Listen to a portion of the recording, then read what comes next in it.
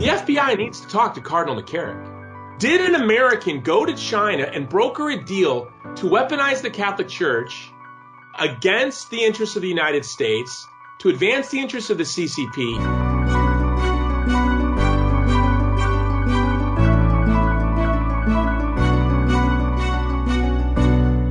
Catholics have been persecuted by communist China for 70-plus years. And more recently, that persecution has come from their own so-called brothers in Christ. Our Lord tells us in his Sermon on the Mount, "Blessed are those who are persecuted for righteousness' sake, for theirs is the kingdom of heaven." Persecution is a part of the Christian life, and this is what the faithful have been enduring for a long time in China. In this week's Mic'd Up, we'll be doing a deep dive into the link between the Vatican and the CCP, the Chinese Communist Party. We'll have Jason Jones with us later in the show to break down the ins and outs of the relationship between Rome and China. But for now, here's our Mic'd Up report.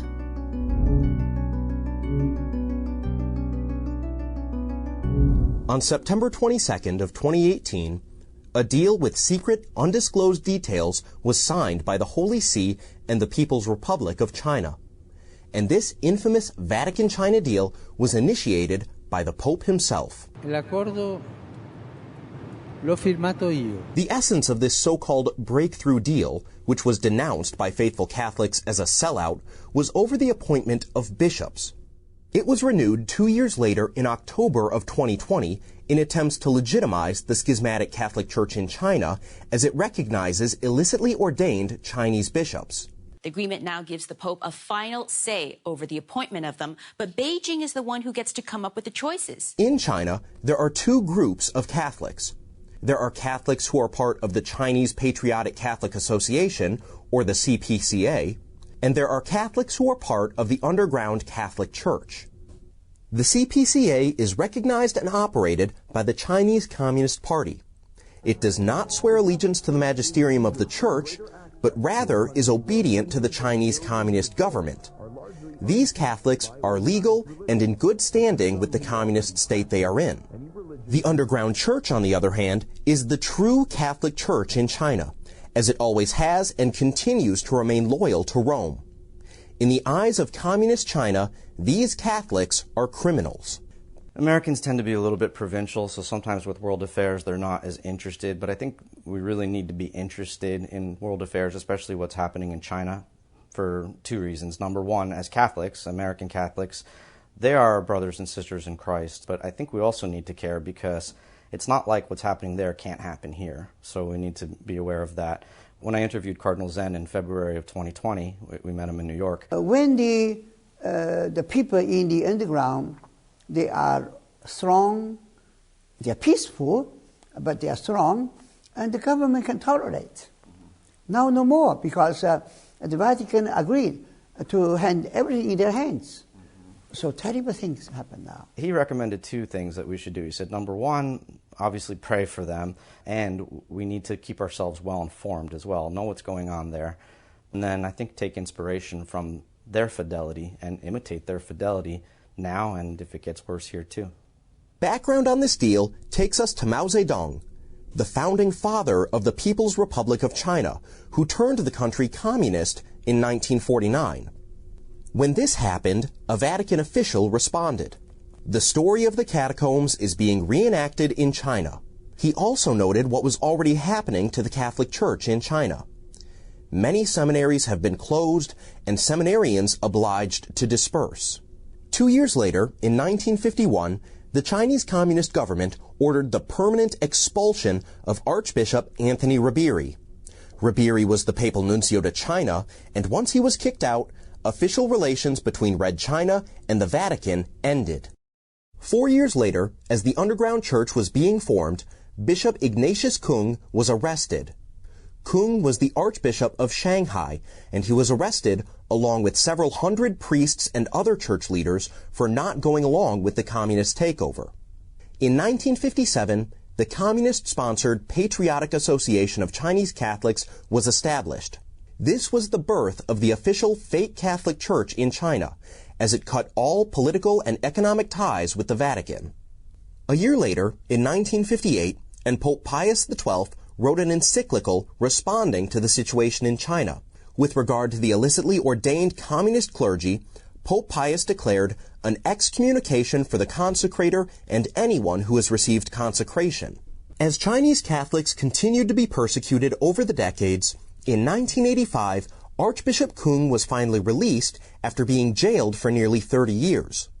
Kung, who was secretly elevated to cardinal in 1979, got to meet with Pope John Paul II in 1991. That was the same year China restricted religion even more, as the communists began their nationwide crackdown on illegal religious activities. Ultimately, people who believe in an afterlife, who believe in God, who believe in a human soul, they're more content to suffer the misery and the harsh yoke of this life, taking their stripes, taking their lumps, and to not strive towards an earthly paradise. So they're viewed essentially as roadblocks, as stumbling blocks to achieving the full-on Marxist revolution. Communism takes for granted a strictly materialistic universe, i.e. that there is no God, that there is no afterlife. And based on that conception, that fundamentally erroneous conception of man and the universe, it's striving to create an earthly paradise. So communism holds religion in contempt because it sees religion as an opiate of the masses, as Marx famously and axiomatically said, that kind of dulls and blunts men's hunger for justice on earth. Although the Vatican-China deal was signed in 2018, it had been in the works since 2013, within the first 2 months of Francis being elected.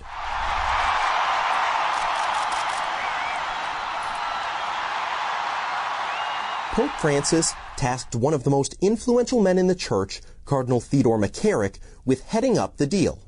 And this assignment was given to McCarrick by Francis shortly after becoming Pope.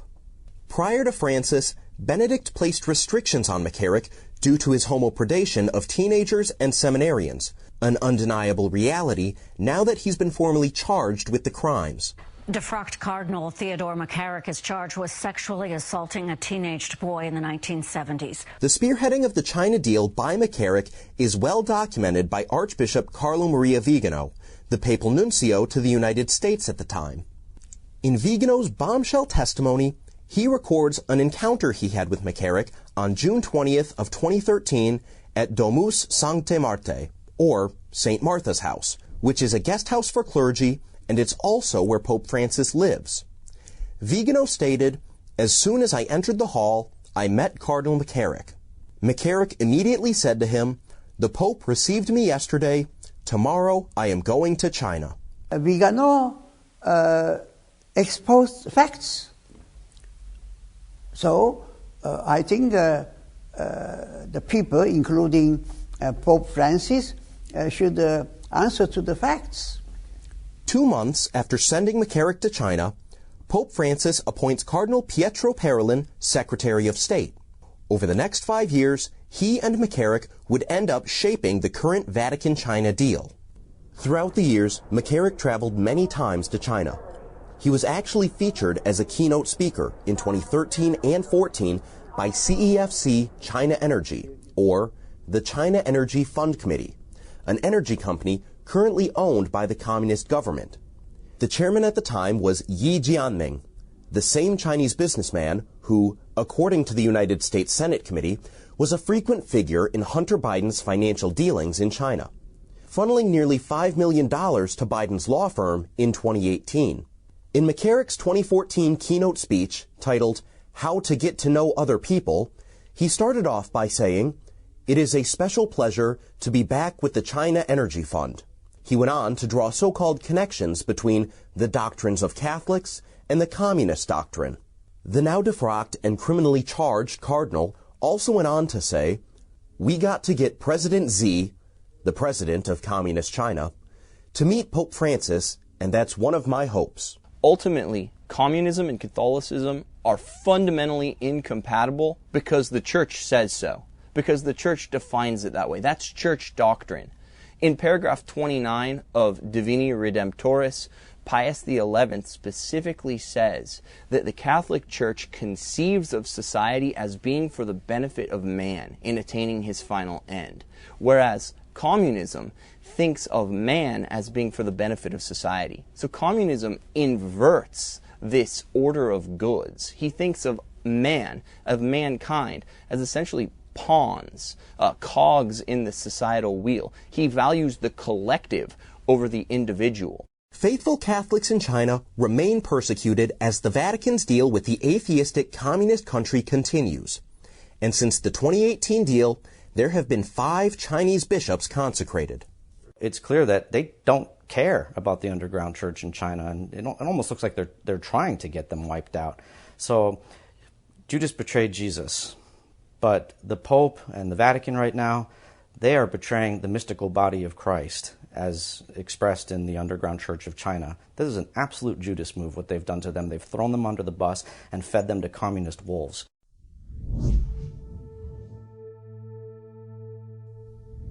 Up next is our interview with Jason Jones. Jason is a close friend of Church Militant, and he's a film producer, author, activist, and human rights worker. He's the host of The Jason Jones Show, president of the Human Rights Education Organization, or HERO, along with his other organization, Movie to Movement. He's also president of the Vulnerable People Project. Jason pretty much does everything.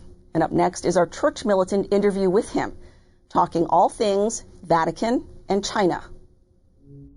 The Luciferian left constantly hits us in every single direction. Church Militant's resistance takes them on by going on the offensive. How one chapter fights this filth is different from another, but the foundations of the fight are the same. Join Church Militant from September 24th through the 26th in Los Angeles for the first ever Resistance Boot Camp, where you learn the tools to begin your local charge. Go to cmresistance.com for more details. All right, hello everyone, and welcome back to Mic'd Up. As promised, we have Jason Jones with us. Jason is, I guess we're going to just sum it up really simply. You're a TV producer, film producer, all of that, who defends the vulnerable. How's that for a tagline? I have my mission statement. I'm looking at it. We do one thing 2 ways. We defend the vulnerable from violence by promoting human dignity and inspiring solidarity. We make movies. We write white papers. We consult, with other institutions and organizations to sort of leverage their access and influence, but all on behalf of the vulnerable. And most important of everything, you're a return guest on Mic'd Up. It's not as good as being a return guest on Jeopardy, but it's not. Yeah, that's true. That's true. It doesn't pay as well, but it is. You know what, Michael? I just want to say, as an organization that's constantly goading people to promote the interests of the vulnerable, we never even think to go Church Militant, and I'm always taken aback at how, like your leadership in Azerbaijan and in so many other places, you guys are always on it, and that shows me that your apostolate is grounded in what it is to be a Catholic, which is to stand with the vulnerable, and you guys do it instinctively as a news organization, and many times you're the first and often, sadly, the only news organization in the world that is advancing the interests of vulnerable communities. And so I want to thank you, all your crew and staff and donors. Excellent. Well, that's very kind of you. Thank you. Yeah, and on the point of the donors and the premium subscribers and all that, because you live by this also, but without the generosity of people, none of this happens. So, hats off to them. Blessed be God. I want to talk to you today about, speaking of vulnerable, China and the Vatican. Now, for the sake of the viewers, you know a bunch of this stuff, but maybe some viewers either have heard bits and pieces of it or not quite sure how it all fits together. So just run down a very quick little checklist of things that, according to an Italian economist who follows hedge funds and traces money and all that sort of stuff all over, massive transactions going on. We did a story on him about a year ago, I think it was. He says that the Vatican is getting $2 billion, with a B, $billion a year through a series of various, labyrinth financial movements. But eventually the point of origin is Beijing, and the point of termination is the Vatican Bank. Number two, when Pope Francis had barely gotten off the loggia after being elected Pope in March of 2013. Very shortly after that, Theodore McCarrick is all of a sudden, tapped by him to become the big liaison between the Vatican and China. McCarrick certainly has a history with, so we'll just say being friendly with communists and and leave it at that. Everybody and their mother and brother was scratching their heads at this deal between China and the Vatican. Everybody saying, what? Well, huh? That's a communist state. They've set up a phony church. Now you're getting rid of the good church pope and throwing your weight behind the phony communist version of the church? What's going on? So I'm asking the very astute Jason Jones, what's going on with China and the Vatican? Well, Michael, I think it's sadly become very clear, especially over the past several months. Look, there was the shocking silence of the Vatican when the genocides were ripping across Iraq and Syria and ancient Christian communities were being obliterated. And that silence was shocking. Francis even apologized when he went to Iraq for his silence. And so initially when we saw the silence of the Vatican in the face of the cruelty of the CCP against ethnic and religious minorities, most obviously the Uyghur, 3 million in concentration camps, their organs are being harvested. But with the recent crackdowns on the Catholic Church in May, when a bishop, Wei Jiazhu, and his seminarians and all of his priests were rounded up and sent to concentration camps, the silence from the Vatican and the silence from our bishops here in the United States, celebrity bishops like Bishop Barron, who has a lot to say about everything, Cardinal Dolan. I was recently at the International Religious Freedom Conference in Washington, D.C. Secretary of State Blinken addressed China. Nancy Pelosi addressed China. All of the speakers across the political spectrum addressed China. There was one speaker on the stage that did not address China. That was Cardinal Dolan. In fact, he took the opportunity while on stage to crack the United States and their foreign policy for a blunder that we made 20 years ago. And that was the real only solid point that he made, is he challenged a blunder we made 20 years ago. And it was, well, really watching his speech that it became so obvious to me what's going on. Not only did McCarrick go make a deal that we would be silent in exchange for money on China's crimes, but that we would advocate, the church, the hierarchy would advocate on behalf of China and work to undermine the interests of the United States. Bishop Sorondo went so far as saying 2 years ago that China is the best example of Catholic social teaching in the world. And he said, and this is almost a direct quote, as best as I can remember it, that China subordinates other interests to the common good. So this is a man that he said this after he attended a conference of organ harvesters. There are people who are watching your show that do not believe what I'm saying because it is absolutely unbelievable. And then we have McCarrick. Since 2008, he visited Beijing 8 times at least. He attended meetings organized by Hunter Biden's lobbying firm to support China. Again, it doesn't sound believable. I know you. I got to tell you, Jason. One of the things that people say quite frequently is all of this stuff just sounds like conspiracy theories, which in my particular assessment is, well, we need some new conspiracy theories because these have all been proven to be factual. So there are no. We need a good conspiracy theories. We don't really have any left.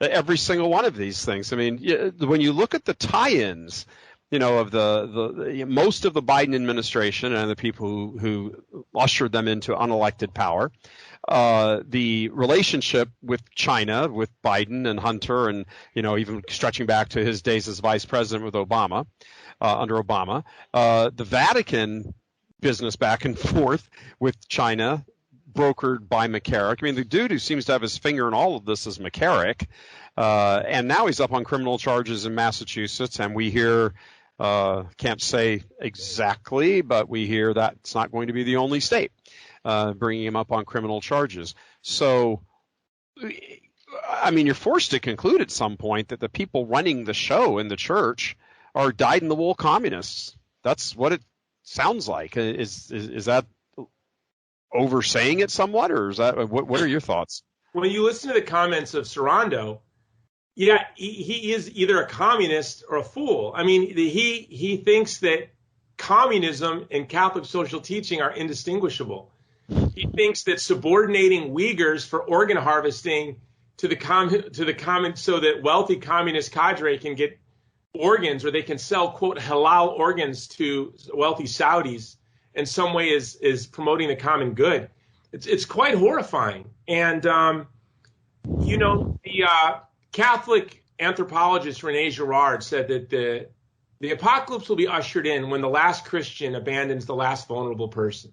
Yeah. And I think, by the grace of God, when you're a Catholic and you're living an apostolic life, you're driven to the leper. You're driven to the vulnerable. When you look at now just what's happened in Afghanistan, the CCP has a long relationship with the Taliban. In 1996, Huawei employees were kicked out of India for funneling money and weapons to the Taliban, Islamists. The CCP uses as an excuse for its genocide on the Uyghur that they're fighting Islamist extremists. Well, obviously this is a fraud. You see that the CCP is connected to the Taliban, is connected to the Vatican, is connected to the Biden family.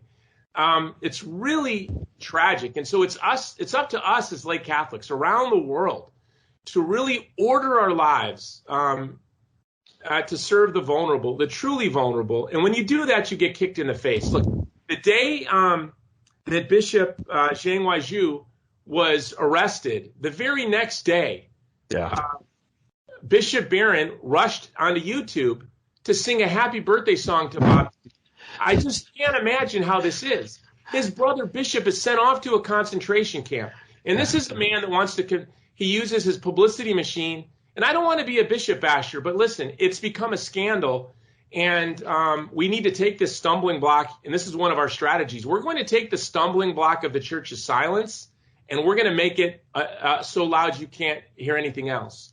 We're going to stand on the stumbling block to advance the interests of the vulnerable. So when Bishop Barron goes to sing a song the day after his brother Bishop is arrested to Bob Dylan for a happy birthday, when his brother Bishop has been sent off to a prison, we don't know where, suffering we know not what, with all of his seminarians and his priests, and then his publicity machine is constantly trying to compare him to Fulton Sheen.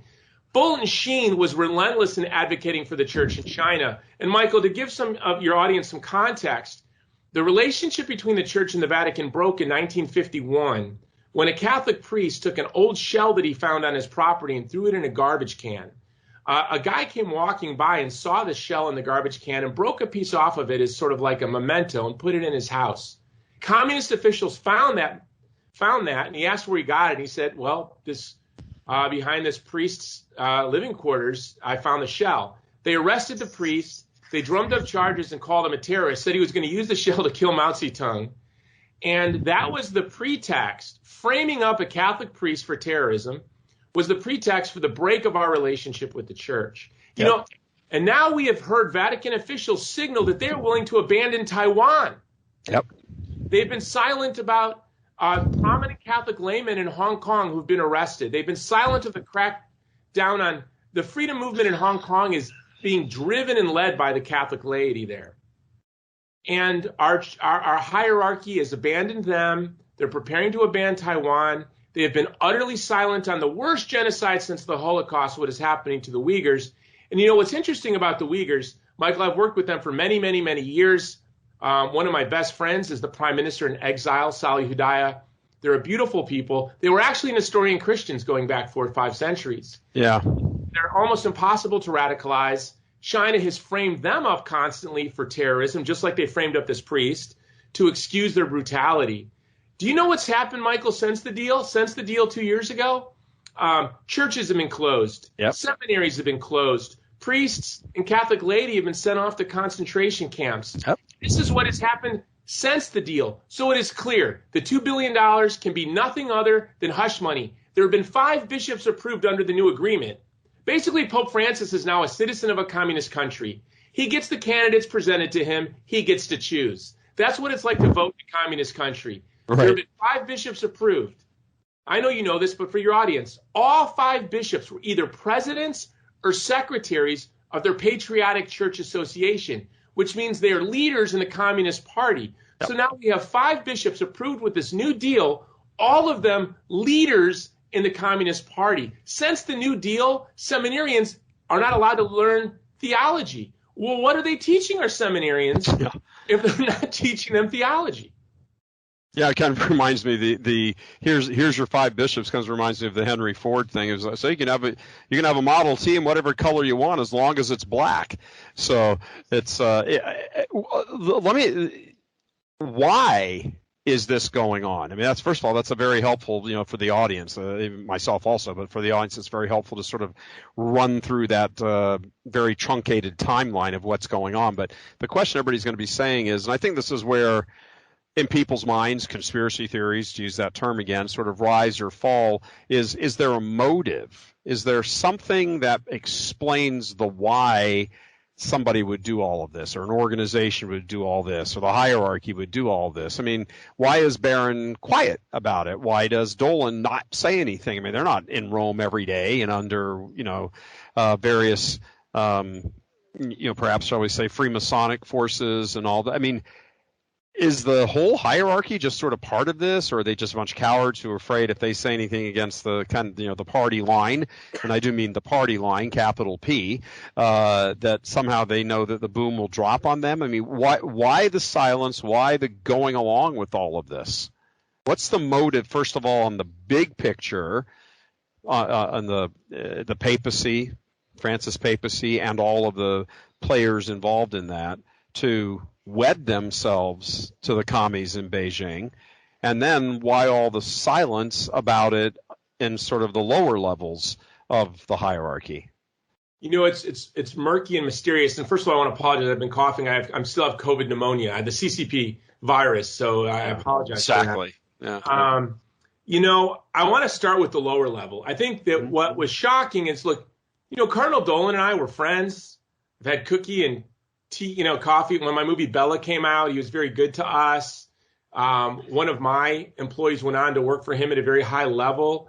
I had great admiration for him when he was in Wisconsin. And when I was very... That's why we're different. I've never trusted that guy from the word go. When you smile at me and tell me how much you love my movie, I love you. I mean, I'm simple like that. Generally when somebody in a collar or a zucchetta says something nice to you, you would believe them. But well, I'm an old news guy who just says, "Yep," they're immediately suspicious. No, I'm very simple and I'm very easy. You smile at me and tell me how pro-life you are, and I love you. And it takes a long time for me to reassess my opinion. But I was really hopeful. I am being disingenuous, really. I had bet at several members of Catholic news organizations their steak dinners that Cardinal Dolan wouldn't mention China, and I'm glad no one took the bet because I'd have gout. But there was a part of me that thought, he is going to. He's going to say something. I mean, Blinken did. Nancy Pelosi did. It will be impossible for him not to. It'll probably be very diminished, and it'll be, in a long sentence, submerged within many issues. But maybe he'll say something. I was startled that he didn't. And then when he didn't at all, in a conference that was really about the CCP's war on religion, and it was sponsored by the Lantos Foundation and the Lantos Commission, and they're left-leaning, maybe even far left-leaning, and yet they were very open about the CCP's war on human rights and religion. When he was the only one that was silent at the conference, it became clear to me he was muzzled. And this is why I'm grateful to be on your show. So what I wrote in my article at LifeSite News, I can be very clear here. The FBI needs to talk to Cardinal McCarrick. Did an American go to China and broker a deal to weaponize the Catholic Church against the interests of the United States, to advance the interests of the CCP, and to abandon the people of Hong Kong, the people of Taiwan, the people of Chinese-occupied East Turkestan? I want to know the answers to these questions. There was a $2 billion cash transfer. But this is our opportunity. We have the Olympics in February in Beijing. We have the silence of the church. We can make their silence, Michael, louder than their voice. Right. Their silence is earth-shattering. It is deafening. And to your point, why does the CCP? I don't know why the hierarchy is doing what they're doing. I think it's probably a mixture of blackmail, ideology, long-term agents of the Communist Party. that were probably picked up and hired from when the Soviet Union, we know, was it's not a conspiracy theory, worked very hard to fill our seminarians with communists. So that's not a conspiracy. I think there are a lot of interests. You have McCarrick, who's the most blackmailable man in the world, going 8 times to the country that uses sex to blackmail people. Yeah, probably not the best idea. By the way, on that point for your viewers, because they might be saying, what are you talking about, putting communists in the seminaries and things. This was officially declared by the church and the government in Poland. Yeah. That's what the Soviets did. They infiltrated. This isn't conspiracy theory. This was the end of their study, their report. They interviewed the people. They talked to the agents. It's all right there. That when Stalin came to power, he recognized that the Catholic Church was, if it wasn't his major enemy, it was certainly very high up on the list, depending on who you talk to and Stalin's view of things. It was the number one enemy he had to get rid of. So he started infiltrating it. He infiltrated the American government. He infiltrated everything he needed to infiltrate. Why would he not infiltrate the church? And do the same thing. And we know he was doing it not just here in the United States, but he was also doing it all over what turned out to be Eastern Europe. So, they developed, concentration camps and special tortures for priests, just for Catholic priests. I was at one of the prisons where they did all of this, Jilava, in Romania. So, if people are thinking, this is all just, a bridge too far. No, it's not. This is what they do. So if they're going to do that on a sort of a seminarian level, why wouldn't they do it on higher levels or every level? It's not implausible. You don't buy stock low to sell it as it's going up. You're filling the seminarians because you want priests, bishops, cardinals, and a pope. Exactly. That's your goal. The Soviet Union was very ambitious. And by the way, the Soviet Union and the CCP, well, they're not wrong. The Catholics, lay Catholics, our priests, we are the ones that, when you look throughout history, do not abandon the vulnerable. You think of the Solidarity Movement, Father Jerzy Popescu. You think of St. Maximilian Kolbe. You think of Franz Jägerstätter. You look through the history of the church, and you can look at the recent history of the church, not that long ago. Right. We are the ones that, by God's grace, are compelled to stand with those the world is standing against. Right. And so the Catholic Church is your enemy when you seek to scapegoat, you seek to do acts of violence to the vulnerable. My Uyghur friends are they're always messaging me, why is it that it is only mostly Catholics that are standing with us across the world? Right. And, my scapulars are the Pietà. And I love the Pietà because it's a creature, Our Lady, with the second person of the Trinity, life across her lap. That's what solidarity is. We're serving people who are not weak. There's so many times I know they're more holier than me, kinder, gentler, just. But we're placed in a position to serve them. Right. And when you serve the vulnerable, you truly are serving Christ. And when you live an apostolic life, when you order your life to stand with those the world is against, when you stand with the woman about to be stoned, when you stand with the child in the womb, the world comes against you. Think of Nick Sandman. Nick Sandman was attacked by the world because he was at the March for Life. When you stand with the vulnerable, you become vulnerable. But what happens is you meet the most beautiful people on earth. Absolutely. So I want to encourage the bishops watching, and I know so many bishops watch this. Speak up. Open your mouth. And I want some people that are in the hierarchy to tell the truth. If you work for the FBI, why aren't we questioning McCarrick? Yeah. He might be ready to talk right now. Now is a good time to talk to this man. Yeah, you better make it soon. Just had his 92nd or 93rd birthday last month. Is there on this question, by the way, to just give a little historical perspective on about helping the vulnerable, it was one of the things that the critics of the church back in the days of the empire, the days of the empire with the early church, wrote down in historical records that when babies were born that were deformed or not wanted or whatever, and the Romans had the practice of just putting them out in the woods for the wolves to devour. it was the Catholics who went out there and got the babies, kind of in whatever the cover of night or whatever, however they did it. They went out and got them and brought them in, saved them, raised them. We've seen this attention to the vulnerable from the earliest moment of the church's life. As our Lord's dying on the cross and the blood and water's coming out from Longinus' spear into his side. It's always about who's more vulnerable in the eyes of God than humans. Came to save us from hell. So everything we do revolves sort of around that entire narrative of, reaching down and helping those, who are vulnerable and can't help themselves. We can't help ourselves spiritually, not before our Lord. We don't have access to grace. We can't do it. The idea that this is just kind of the 21st century manifestation of what we've done for the preceding 20 centuries, and all over the world in various cultures and dynamics and the whole bit.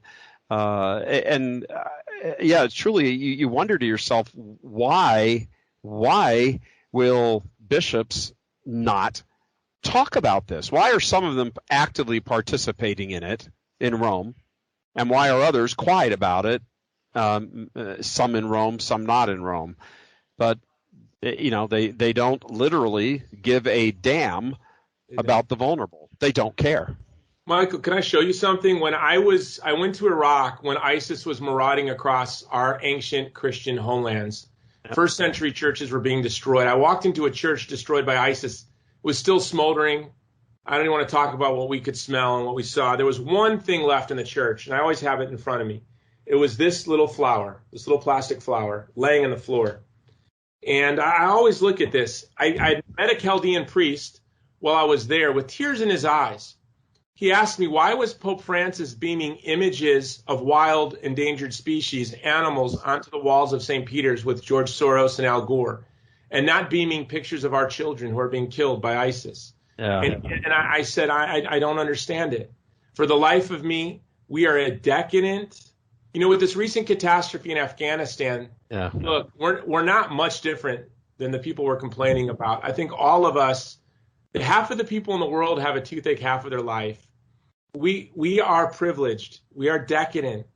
We need to really order our life to be thoughtful of those who are truly suffering. I noticed when I did your special on Catholic integralism, people commented that I was complaining about the church in China when we had bigger problems with liberalism in the West. And I thought, really, and it got a lot of likes, and I thought, how thoughtless is this person to the suffering of others? All right. Thoughtless is this person to the suffering of others, because he can't stop himself from binge watching Netflix and ordering Uber Eats. He somehow thinks that this is a great, no, we really are blessed. We are privileged, but we have to acknowledge we are a people devoid of empathy.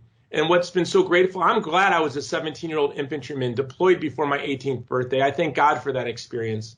I thank God for the apostolate that I've lived, where I've gotten to travel to Darfur in the midst of the genocide, and I've gotten to walk with the Peshmerga in their war against ISIS in Iraq.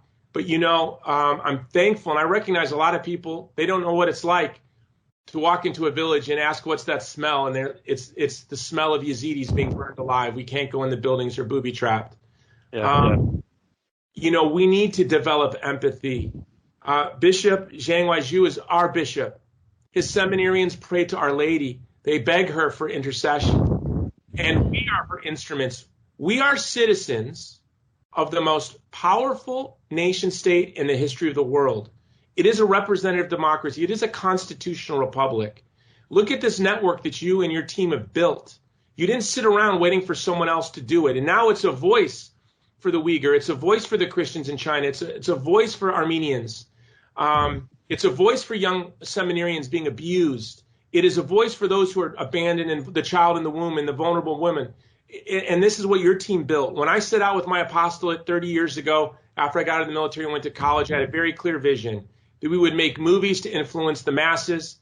And that's what we do at our program, Movie to Movement. And through the Vulnerable People Project, what we would do is we would run influence campaigns to inspire people in positions of power and privilege. I was a high school dropout infantryman. Now I have run presidential campaigns from the State House to the White House. My movies have won big awards. Each and every one of us we are placed in positions of incredible ability to influence, all of us. If it's simply to add the persecuted church in China, in Nigeria right now, in the wake of Afghanistan, there are renewed curfews in Nigeria. I'm in constant contact with Christians now, hiding, fearing for their lives. This is erupting across the world. We are their instruments. Father Frank Pavone says, when you pray, dear Lord, help me with abortion, if God's not sending you missions, talking back, you're not listening. Open up your ears. We need to pray, but we need to listen to God. And if you're listening, I think you're going to hear what I hear, because I have no talent. I was raised by a single mom, became a teen parent, was a high school dropout, went to a state university, had no connections, was living in Hawaii in the middle of the Pacific Ocean for most of my adult life. Yet we've been able to build these networks of influence. Just this week, we got five people out of Afghanistan. All of us, if you're watching this, you're placed in a position where you can have incredible influence. Now, it might take you 5, 10, 20 years. Go to your local pregnancy center, volunteer, join a prison ministry. We had 60,000 veterans commit suicide from Afghanistan and Iraq. In the wake of what's happened in Afghanistan, there is going to be, our veterans are shattered. Imagine being paraplegic. So there are a lot of opportunities in your community, in your family, on your block for you to serve the vulnerable. But at church, we need to be praying for the persecuted church. We need to be praying for the Uyghurs. And our bishops, our priests, so many of them are stepping up, step up. And then when they come to cancel you, when you see a priest being canceled, you flock to that priest. Absolutely. Jason, very well said. All of it. I mean, talk about the corporal works of mercy. My goodness. And there are plenty of, Bishop Sheen used to say that he would envy the people who were born into and lived in these times because of the ability to become great saints because of the times that we're in. I mean, you have to respond. I mean, it sounds kind of funny. You have to respond heroically, almost as sort of the normal course of response. There really isn't any other. There isn't any other response. The evil is so great and the dark is so deep that you just have to step into this. You don't have a choice. You really do. I mean, we were at our Strength and Honor conference here a couple of weeks back, and I said to guys, look, men, it's time to put down the golf clubs, all that. Nothing wrong with that. There's nothing inherently immoral or whatever about it, even if you do cheat a little bit. But all that's just got to go aside. You've time to put the toys down. The entire world is collapsing around us. And, you're worried about things that are really inconsequential. Doesn't mean, take a breather every now and then just to kind of regroup and, just catch your breath and, have some friends over a barbecue or something. But your focus now has to be everything that you're talking about. Final softball question for you, or final question is a softball question for you. Not that any of these have been really strenuous, but how can people get in touch with you, your organization, if they want to help somehow? Well, my podcast is The Jason Jones Show. All my movies are at movietomovement.com, but to really join us in our work for the vulnerable, go to thegreatcampaign.org, thegreatcampaign.org, where you can become a part of the Vulnerable People Project. Our mission has always been to stand with the most vulnerable people in the world at the most vulnerable moments of their life. We have a great network of contractors that we work with all over the world. We're really engaged in Iraq. We're engaged in Afghanistan. As you know, we've been very engaged in China. Pro-life is what was my inciting incident in all of this, but that really is the issue that woke me up to. There are so many children, so many people in the world that are exposed to lethal violence. And, David Mamet, the great playwright, said he writes because his teeth itch. And I think when you're preying on the vulnerable, your teeth are going to itch when you're not ordering your life for the vulnerable. And like you said, Michael, I think all of us, we're childish as a people. Look, it's childish for Bishop Barron to rush to YouTube to sing a song to a pop star. It's childish. Yeah, it is. We need to put childish things behind us. Yeah, it's embarrassing. It's things like that, not just him, not to pick on him, because people know I'm not fond of any of his weird theology about everybody goes to heaven and all that. But that aside, it's just it's immature. It really is. I mean, taking pictures of yourself, boxing and, kickboxing and everything and then posting. I mean, look, if people want to go do stuff, that's fine. But to go take a picture and then post it, well, it's immature. Michael, that excites me. I don't know if you know this. I was a kickboxer, used to fight, and I trained 2 hours a day. I would love for Charity to fight anyone on that team over there at Word on Fire. I think we might do something about putting a little notice out about something like that. That would be a great fundraiser, and we can. You got to get over your pneumonia. Even though now I think you'd win, but with pneumonia, you just got to be really quick. No, I'll do it with my pneumonia. It's going to be. Jason Jones, thank you very much for joining us, brother. Really appreciate you having on, and yes, I'm sure you will be back on in the future. Thank you, brother. God bless you, and thank you to you and your team. All right, God bless. Law was forced to resign in disgrace in December 2002, leaving a trail of destruction in his wake. My family, we were left to pick up the pieces. And how do you do that? Filet, he got a comfortable retirement in the $40 million SSPX seminary in Dillwyn, Virginia, leaving his own trail of destruction.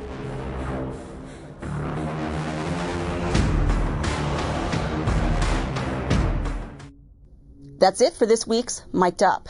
As a reminder, this full episode is one of our premium shows, only available to our premium members. That's you.